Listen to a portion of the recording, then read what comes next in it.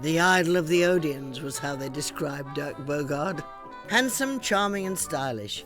In Britain of the mid-50s, he was the nation's biggest box office draw, his popularity outstripping that of any star from Hollywood. Under contract with the Rank organisation, he started out playing villains in films like The Blue Lamp. But his star soared after he was cast as Dr. Simon Sparrow in the hugely successful Doctor series, and from that moment on, pin-up status was assured.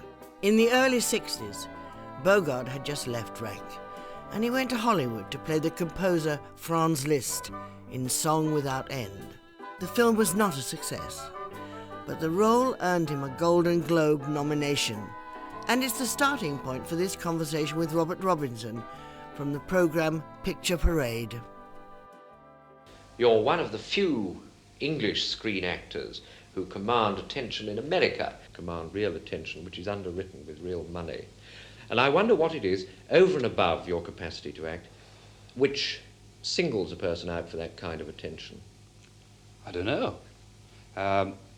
You said international stardom. Well, I don't know what that means. I'm not an international star yet. No, command attention in America. Oh, command attention. With that in view, I suppose, with the I don't really know market. what you mean, though, Robert, because I've only done 2 films in America.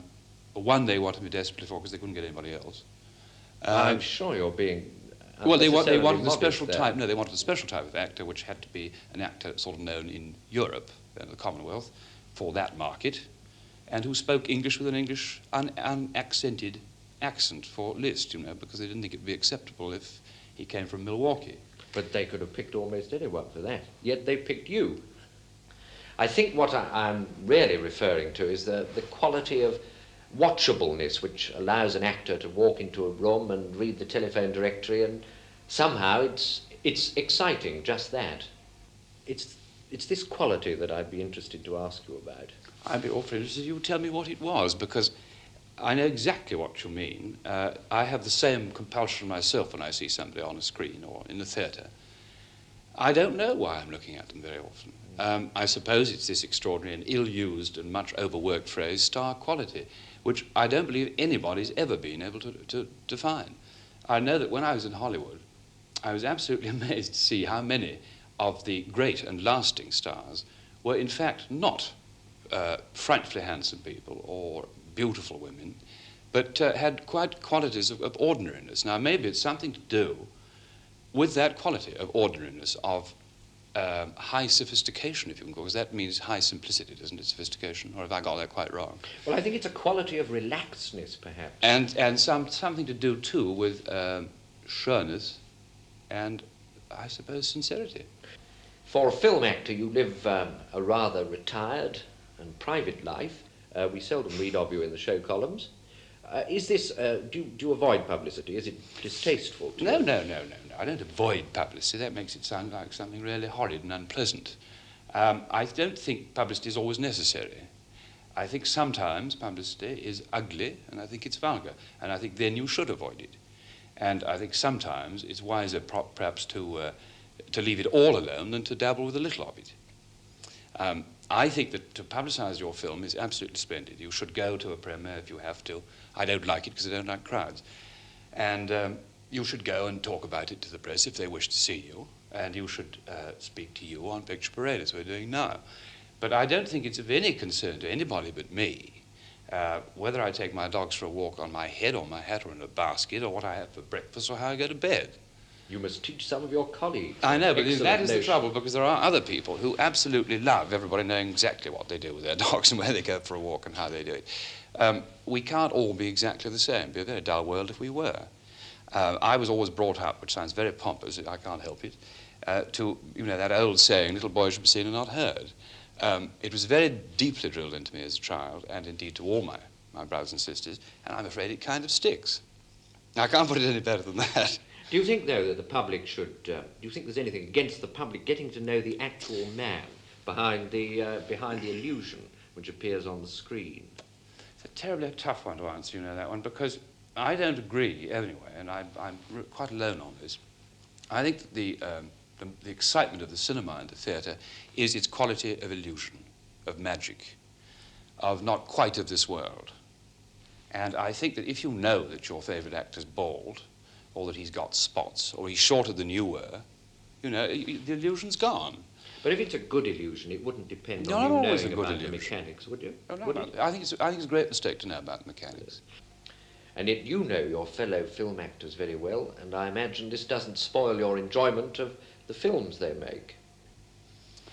It's a tricky one, isn't it, really? I think in a way, truly it does. Not destroy it, but I think it does harm it a little, my enjoyment of their work. I remember with Kay Kendall, who was one of my greatest and dearest friends, I was never absolutely convinced that Kate, I was never quite satisfied, which sounds conceited and impertinence, but you understand what I mean. I was never quite satisfied that Kate had done the best possible job in a film, because I knew her far too well. I knew every trick, every mood, and I was able, therefore, not always to see the work that she really was doing. So it did kind of, familiarity did kind of blunt the brilliance of her work for me a little. You do little stage work now, and I think I read somewhere that on the last 3 occasions you appeared in the theatre, you became ill, and that as a consequence you decided that you do no more stage work. Is this resolution holding good? Yes, it is. It's a great temptation. I made everybody promise faith that if I ever looked as I was moving towards the stage door, they had to shoot me.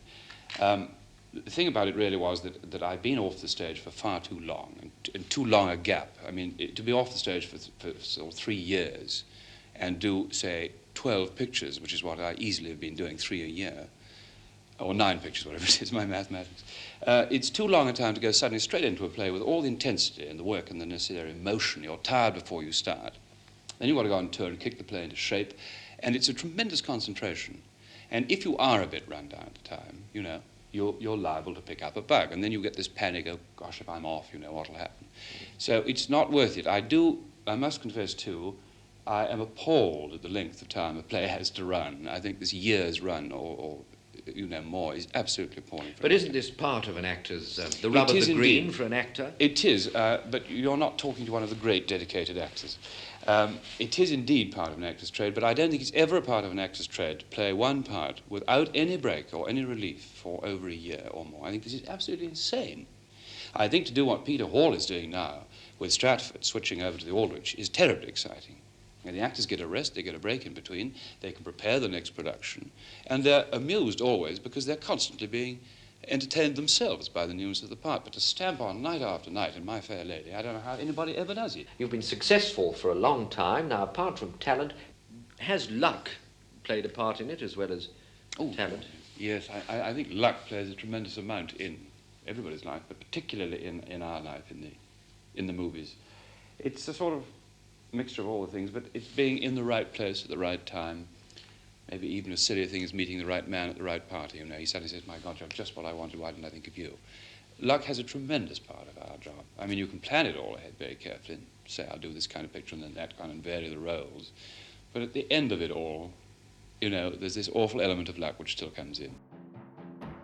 A few months after that interview came the release of a film that arguably changed Bogarde's career forever. Victim. I played Bogarde's wife. It was directed by Basil Dearden and the first movie to ever use the word homosexual. Many now say Victim helped change attitudes to homosexuality in Britain. Bogarde's part was a sympathetic gay character, a successful married barrister who risked his career fighting a ring of blackmailers. Here he talks to Barry Norman about what drove him to tackle such a controversial role.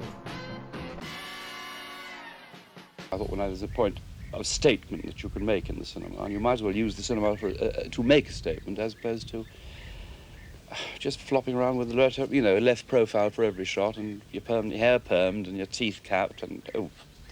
It was self-disgust, I think. I was too old, you see, really. I didn't start at 18, I started at 27. Yes, we've always looked very young, of course. Well, fortunately, that's been the family. But then you were what, about 40 playing 30-year-olds, and that was... I was about 40, 41. I was always playing 30. And they say, well, you can get away with 25, which made me even feel more disgusted, you know. Then all these little kids writing letters saying, we love you, we want to marry you. And so I was sort of a pop singer. Well, anyway, all that was beginning to change, and I decided the wind of change was coming with this pop thing. When Bill Haley started to come in, I realised that the film stars were going to go out. Yes. So at least I was absolutely right on that score. Yes, indeed you were. And I cleared off into the right kind of movies before the bottom fell out of popular cinema. Because all the fan adoration that I'd had for years and years and years from little girls and teeny boppers, you call them, and things like that now, and the people like Maggie Lockwood and Stuart Granger had before me, they disappeared. They went into a sort of mist after Four Little Boys from Liverpool, called the Beatles. But by that time... That time I cleared. Yes, because you'd made Victim by then. Yeah, I'd made all the notes films, yeah. And Victim, of course, was a considerable breakthrough as a film. It was a big breakthrough as a film. It was a very brave film. It's something that Basil Dearden's never been respected or rewarded sufficiently for. When Basil died and he got that obituary, I was so ashamed that I didn't even bother to say he actually altered the course of English cinema, as much as Losey did. Because it was the first film actually to take homosexuality as a serious subject, wasn't it? Yes, it was the first film to take it serious as a subject and present it as a serious subject, to present it as a problem that was solvable and that everybody had. You know, it wasn't sort of like having some dreadful unknown disease. Lots of people had it. It was a reasonable thing to have. You can't hope to keep this out of the press. It's not as though you can go into court as Mr. X. You're too well known. I don't want to. I believe that if I go into court as myself, I can draw attention to the fault in the existing law. Knowing it'll destroy you utterly. Yes. We're going to need each other very much, aren't we? No. I'm going to go through this alone. I don't want you here when it happens. I started this thing. I've hurt you terribly, I know that. But I can just get through it to the end if you're not here to face the final humiliations. They're going to call me filthy names. My friends are going to lower their eyes, and my enemies say they always guessed. I don't want you a part of that Roman holiday. But it was particularly bold for you, I would have thought, because you had this sort of following of little girls, and then to appear in a film as a homosexual, They didn't mind me being homosexual at all, because, you know, most people think that being queer means that you've got flu. They didn't know anything about that at all. I didn't bother them. What did bother them very much was, anyway, it was all beginning to break away, that pop thing. As I said, because the kids were coming in, a new form of adoration was coming in through the pop singers and through rock and roll and through music. But what they did get upset because I had grey temples. I was playing a 45-year-old man when I was only 40, and that really bugged them frightfully. So I thought, well, now here it comes. I've got the lines here and all the wrinkles coming in here and the makeup going on, the white temples stuck in. They got a bit leery because I was too old. And when they wrote and said, "You're older than my dad," I knew that I was out. Was Bogarde homosexual himself? He always denied it. From the 1960s onwards, he lived with Tony Forward, a man he always described as his partner and manager, and he insisted the relationship was platonic. After Victim, Bogarde never had a conventional leading man role again, which he considered a blessing. From that point on, he'd appear in more challenging films, winning Best Actor BAFTAs in two seminal 60s movies, The Servant and Darling. Here he is discussing the change in direction in an interview from 1967. I never was a romantic type, you know. It was a great, great mistake. I was a character actor who got diverted at a time of national drought just after the war, and I fitted somebody else's pants and played their part. That's literally how it started. I was lucky in having a good left profile. I noticed at the moment I'm being shot on my right, which is quite the worst one. That doesn't matter anymore. But this side was very good, and they built all the sets at Pinewood for this profile only. I was like Loretta Young. Nobody ever saw my right side. At what stage did you decide that you didn't want to play romantic leads anymore? I did a film some years ago, which nobody's ever seen, called A Doctor's Dilemma by George Bernard Shaw, with Leslie Caron and Cecil Beaton doing the costumes, and a wonderful part, and a super scriptwriter, and a wonderful director called Asquith. The scriptwriter, of course, was Bernard Shaw, and the director was Mr. Asquith. And it suddenly dawned on me that movies had something more to say than just oh, you know, frolicking songs in Spain and all the stuff I've been doing before, and funny pictures like The Doctor's, which had great value, but were not satisfying. They were only extensions of myself, and I wasn't actually doing the job that I'd started out to do. And when I found you could really speak good dialogue on the screen and it sounded good, I decided a break had to be made. Were there any satisfactions from working on the Rank films? Oh yes, of course there were. The first Doctor was one of the most satisfying things I've ever done, I think, because more people went to hospital after that because they were less frightened. I'm not being sarcastic, because they were less frightened of hospitals than ever before. And people used to come both to Kenny and I, Kenny Moore, and sort of thank us rather than you know, laugh at us. They were thanking us for making it easy to get Granny into hospital or a child into hospital. I was recently in the hospital myself for various reasons of my own, and the child, you know, care doctor was called Dr. Simon Sparrow. They used to stick that on the door, which made the kids feel better. That's all gone now. And the films, I think, are possibly gone too. Do you do much research when you're preparing a film into the background, the type of job a character does?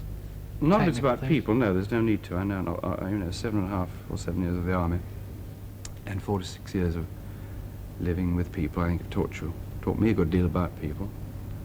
Research I certainly do on odd things. If I had to do something particular, I could drive a special kind of car, I'd certainly do that. Mm-hmm.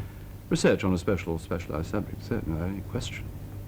Do you have technical advice at all on the set? Always, if it's needed, of course. In all the Doctors, I had a doctor on the set every day, always, because I never touched a thing that a doctor would touch unless I knew exactly how to use it. Because Dr. Simon Sparrow in the Doctor films was the only straight guy in the pictures. And an audience had to absolutely believe that he was right and safe and secure and good for them. And then all the other people could, you know, could be funny around it. But he never made a mistake as a doctor. Basically, because I always had a doctor there to tell me what to do or what not to do. Although one doctor did allow me if I take out an appendix on the left-hand side. Still, they do that, I believe. A year after that interview, Bogarde moved, with Tony Forward, abroad to France. And there began a new phase in his career, with acclaimed performances and artistic films like Visconti's Death in Venice, seeing him become a major star of European cinema. Bogarde always put his success down to the fact he was continuously pushing himself. He never lost the feeling that there was more to be learned about acting, as he told the programme Omnibus. One day we were changing magazines and I looked up and there was the camera operator, Bob Thompson, leaning over the top of the camera. And he was quite short and he had glasses and he was very experienced and he was very nice. And I was just standing waiting and I said, "Hi, Bob. You know, you look very worried. What do you think about?" He said, "Well, I'm just thinking," "I don't know how the hell you stuck." Oh, I thought, that's not quite what I meant. So I said, "Why?" He said, "Well, you know a bloody thing about this business, do you?" Now, I'd been in it for 5 years. So I said, "Well, what don't I know?" He said, "It'd take too long to tell you." And I said, "Will you tell me?" And so Bob Thompson told me. He told me how the film went through the gate. He told me how the boom went. He told me where the lights were. He told me about a 2K, an inky dink. He told me every damn thing I had to know about the movies. My own technicians, mine, my mates, not my directors, because they didn't know. I never found an English director that did. You're an actor who, I think you've said, doesn't require an audience in the strict sense. Oh, no, God forbid, no. That, in a way, cinema is a much more preferable medium for you. Well, cinema is much more exciting because I've said before, it's something you're making technically together. And the thing I have emphasized very strongly in my last book, as you know, is that most actors do not realize that that little beast and that little beast photograph your mind. And if there is nothing in your mind at the time that that is working or that is working, then no one is at home, and you can just as well play pussy. It doesn't matter. How do you mean photograph your mind? It photographs thought. Thought. The camera is capable of photographing thought. The best example of all, apart from me, because I've suddenly discovered that I do have some kind of thought in the end, you know, is Marilyn, who had no thought whatsoever in her mind, but she had. Way down there at the bottom, Miss Munro was quite, well, I mean, she has become the legend of the century, almost. And the camera found what she was doing and what she was thinking. Watching her on the floor, you would inch yourself away with misery and grief, because you thought, crikey, what's she doing? She's doing nothing, and she's dreadful. She's plain, and she's got spots, and where's the magic? And the magic was there the next day on film. And you just drained blood when you saw her. So it is internal. It's an internal thing, and this is the essence of concentration, of course. And without concentration, without the absolute tightness of concentration, here in your head, nothing works on the screen. You can walk through a part, and nearly everybody I ever see does. Sometimes there's a magical moment when you find some actor who's not walking through, and the camera picks him. But that's capricious, and so is that one. They're both capricious, the cameras. Capricious because they hate you. And you can do your nut, and they don't want to record it. But if you can establish a love affair between yourself and the lens, and I'm flattering myself, perhaps that I do, I don't know, maybe I don't, they will do everything in their power to help you. But you've got to be thinking, and you've got to know what you're thinking about. And if you go to pieces, forget it. It doesn't work. The earlier films, there were some that were accomplished. You're famous for having shot Jack Warner. Yes, Blue Lamp. And then you moved to a very successful series of films, which were the Doctor films. Mm. When you were working in what many people might consider unremarkable cinema, were you striving to do your best within those circumstances, or were you not all that conscious that it was unremarkable cinema? Now look here, let's get one thing absolutely straight. All I've ever been in the cinema, or in the theatre, or in my books, is an entertainer. Nothing more and nothing less. That's all I am. And anything I do to the depths of my gut. I would never, as I said, cheat anyone. I never considered those films as crappy or stupid or whatever they were. They were there to pleasure people. They were there to pleasure people who came to see us. You don't betray that faith. You don't betray people that have staggered miles in a snowstorm or something to get to the movie to see you. You do everything you can. And people met and married in movies that I made. They dated. A whole world. I have 3 or 4 generations of people that I am directly responsible to. I couldn't possibly say that I did anything more than do the best of, the best thing I could do, the highest point of my ability, and never once to look down on it. I couldn't do. And I loved the cinema too much anyway. That was another thing. It was growing. When I found that a crew was working, and that was working, and that was working, and how it worked, and this was working, the boom. Then gradually all these wonderful things it came in, and I was being taken in again into a force, like I had been in the army, and producing something at the end of it. But I was very, very proud of those films. I mean, some of them were rubbish, I admit. But people like rubbish, you know. People don't want always to be educated. Acting success and European stardom wasn't enough for Bogarde. The 70s saw him also branch out into a new career as a writer. By 1983, 3 volumes of memoirs and 2 novels had all earned rave reviews and become international bestsellers. But how he started writing was a story in itself, as he explains here to interviewer Tony Bilbo. One day I got a fan letter, so-called, from a woman in America who'd been sitting under a hairdryer in her hairdressers in a small town in America. And she had read a magazine to pass the time, which she found rather distasteful. It was a woman's magazine, and it was an English one, and rather a cheap one. But in it, to her astonishment, she saw a picture of a house that once had belonged to her. This is a hell of a long preamble, you'll have to excuse me for that. And in front of the house, grinning like an idiot, was I, myself, there. And she didn't know who I was, because she never went to the movies, and she wasn't that kind of person. But she did recognize the house, and she saw pictures inside. So she read the rather sorry little article about me, and realized I was an actor of something. and lived in England, and lived in this house, which she'd lived in for 10 years. She'd found with her husband in 1929 and lived there until 1939 when the war broke out. They had to go back to America. So to cut a long story short, she wrote me a letter. Very pathetic, very polite, very tiny, very neat, no great deal, and sent inside a very small brown sepia picture of the house as it had been in 1929, covered in brambles and nettles. And she wrote, and simply said, it's a great impertinence to write to you. I don't know who you are, what you do, but I do know the house. Has it changed very much? And that was all. And I don't know why. I never reply to letters because it's impossible anyway. There isn't time, and I can't deal with so much. But I did write to her. I wrote to her back. We wrote to each other for the next 5 years. Yeah, I think I'm right, yeah, next 5 years. She wrote in the end, towards the end, every single day of her life a letter to me, on onion skin, which if you know what that is, it's that very, very light airmail paper. Mm.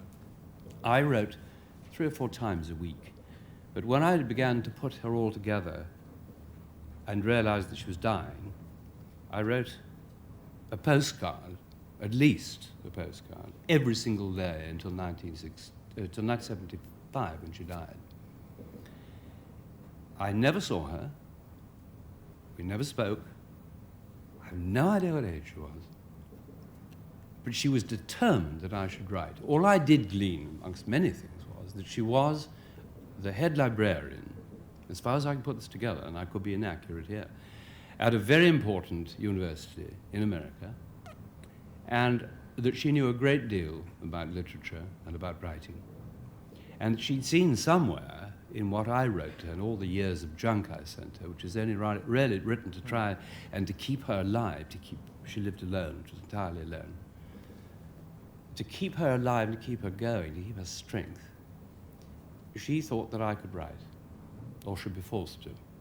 So would it be fair to say that if it hadn't been for her, you would never have written? I mean, not professionally. In the final analysis, that is true, yes. It's quite extraordinary. Writing occupied most of Bogarde's time during the 80s, but in 1991 he was back with a new film, a French movie called Daddy Nostalgie, directed by Bertrand Tavernier. It coincided with Bogarde turning 70, a significant enough event to merit another encounter with Barry Norman. Your first film in 12 years. Now, why? I mean, why such a long time away? Well, I'd really got out of the habit of doing it. I hadn't, I'm often accused of, I hadn't retired, I just retreated. I don't terribly enjoy making movies. I never have.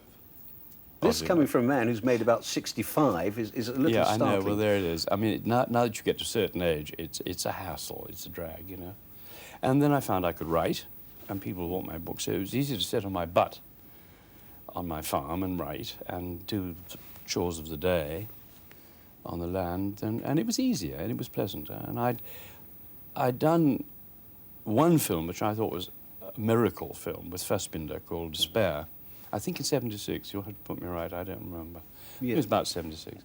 And we made it in East Germany, on the edge of East Germany, the wall and all that. It was an extraordinary experience, and wonderful and extraordinary one. We were picked for Cannes, but the film was finished about, I don't know, 7 months before Cannes. And I'd seen the rough cut and done the dubbing in Paris, and instead of just leaving it as it was, Rainer Fassbinder got bored with it and cut it to shreds over the weeks. And when I went to Cannes to see the damn film, Michael Bollhaus, who now works for Martin Scorsese in New York, Michael came up and said, "Don't come near the movie. Don't see it." And his tears are pouring out. He said, "He's absolutely ruined it." Oh. So I went to see the movie at Cannes because I had to, do my duty. And I didn't know what the film was about. It totally devastated it. So I thought after that, that's it. I leave. And I left for 12 years. So what did Bertrand Tavernier do? I mean, was it simply because it was Bertrand Tavernier that you came back? Yeah. I'd seen nearly all the work that Bertrand had done, And he is, I always say if I'm asked, and I'm saying this to you, you haven't asked me, but I'm telling you, Visconti is, as far as I'm concerned, the emperor of the cinema. Losi is the king, but Bertrand is the genius. And he's a genius only because he absolutely knows every inch of cinema, every angle, every technical trick, but he also knows about people. And that's terribly rare, because I was brought up in a cinema when the director would say, "No, do let's hurry, darling, a little pink gin in the bar." And that was the way we made movies. To find somebody who actually really wants to scoop the yolk out of your egg and savor it is fairly exciting. So what happened? I mean, did you put a lot into the script? There was a lot of rewriting going on, because I know you weren't happy with the script even when you agreed to do it with Tavernier, were you? Well, there was a rewrite, which I got, and Bertrand came to London to see me, and I said I'd do it, because he was doing it. And there was a rewrite which was still a bit cutesy pie. There were an awful lot of pussykins and daddykins. Kind of I'm not man, a daddykins type, you know. And neither was he. And we'd both been through some fairly grown-up experiences in our life, like death and life and all those things. And he just was experiencing it through the death of his father, who was dying at that point. And we kind of put it in turnaround. I'm very careful what I say here, because he let me alter my stuff and my conception of who I was, the daddy I was. And he assisted me greatly, and we wrote a lot of it together. You know, I'd like to take a plane and go somewhere like Hong Kong, Singapore, see him for the last time. More than Mexico? The light in the east is... It's the colours. It doesn't matter. These legs. I know. I didn't want to get old. Playing a man who was dying, and you had, I mean, you'd had a stroke, which, thank God, you appear to have recovered from fully about 4 years ago. That must have been an experience you could have used, surely. Was it the memory of that you used in playing the part? Or do you not believe in that kind of thing? I mean, how do you... Well, I mean, you know, Barry, come on now.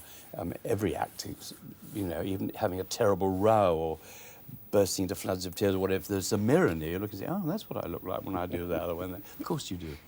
You squirrel everything away for some use, some later projection of whatever you're doing. But I've been doing work classes recently in London, and a lot of the actors, young actors, they're all between sort of 18 and 25, want to know why I so mistrust the method. And my point is that I don't see any point in being shoved into a dark room for 3 months and told you've got to come out as a tin of condensed milk. Because that is not acting. It's not screen technique. It is not screen acting. You know, most people do a sort of cornflake packet performance. And what I find so exciting about working with people like Tavernier and in Europe, I haven't made a movie in England since '66. No, I know that. Yeah. And then they were always for foreign companies, Paramount or MGM.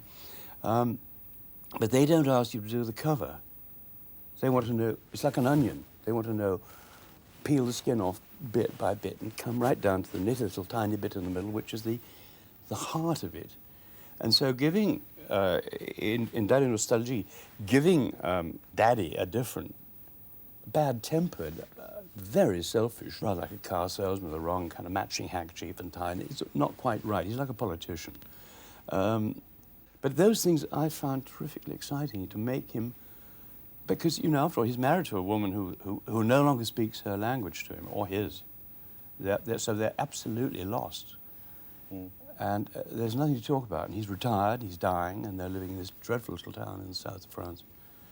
And all she's got is her bridge, and all he's got is listening to her playing bridge. You know, I mean, it could be very gloomy. I don't think it is, because a nerve is touched. Indeed, indeed there is. Another nerve that perhaps you touched, I don't know whether this was inadvertent, but there is a scene in which you talk about the xenophobic middle-class Britain which your character had left. And I just wondered if that came from the heart. Yes. It came from me, anyway. Merci, mademoiselle. And you know, when I think that I could have ended up like those thousands of retired businessmen who live in those dreary little bungalows outside Brighton or Budley Salterton, pottering about in their rain-drenched, gnome-ridden gardens, sipping their sherry or their Horlicks, waiting for the 9 o'clock news on television, loathing all bloody foreigners, hating and mistrusting anything beyond their sceptred isle. When I think of that, it makes me really ill. You've left xenophobic middle-class Britain for, the best part of 20 years. Why did you do that? Oh, gosh, why did I do it? Well, there's no reason to stay. I mean, the last thing I did here, as I've said so many times before, the last thing I was asked to do here was a voice-over for television for the Forestry Commission. Really? About felling pine trees in the north of Scotland. I mean, well, if it's come to that, and I've never been asked to come back. Well, that's not quite true. David Putnam asked me to come back. But, I mean, nobody's asked me to work here. I mean, I think I'd run my limit, Barry. You know, I was in the movies I started in 47, above the title, right?